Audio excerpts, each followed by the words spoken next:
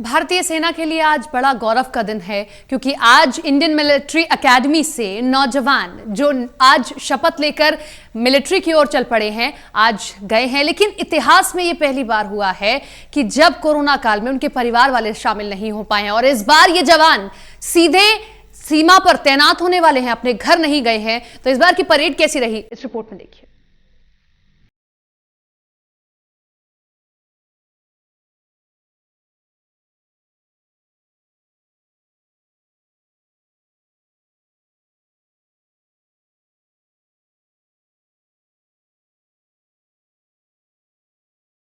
ये वो परेड है जो हर भारतीय का सीना गर्व से चौड़ा कर देती है।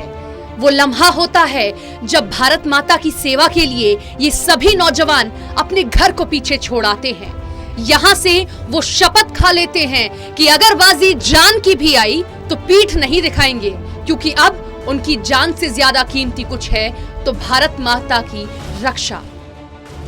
आज इसी परेड के साथ सरहदों को 333 नए नौजवान मिल गए जो अब दुश्मनों से लोहा लेने के लिए तैयार हो गए हैं। इसी परेड के साथ अब इनका परिवार सिर्फ इनके माता पिता या कोई और नहीं है, बल्कि इनका परिवार अब पूरा भारत है जिसकी रक्षा इन्हें करनी है। इसी परेड के तिरंगे को इन सभी नौजवानों का नमन है, क्योंकि सीनियर ऑफिसर के बाद अब यही फौजी देश की धड़कन है। ये अब देश की हर एक माँ की तड़पन है। इस बार ये परेड अब तक की सभी परेड से अलग थी, क्योंकि कोरोना वायरस महामारी ने दुनिया भर में कई चीजों का अंदाज बिल्कुल बदल दिया है। वो चाहे वर्क फ्रॉम होम का कल्चर हो गया हो या मास्क को न्यू नॉर्मल बना देना हो। ऐसे में इंडियन मिलिट्री एकेडमी की पासिंग आउट परेड में भी कोरोना के बीच इस बदली हुई दुनिया की झलक दिखी। परेड के दौरान कैडेट मास्क में नजर आए, साथ ही वो सोशल डिस्टेंसिंग के सारे पैरामीटर्स को भी फॉलो करते दिखाई दिए।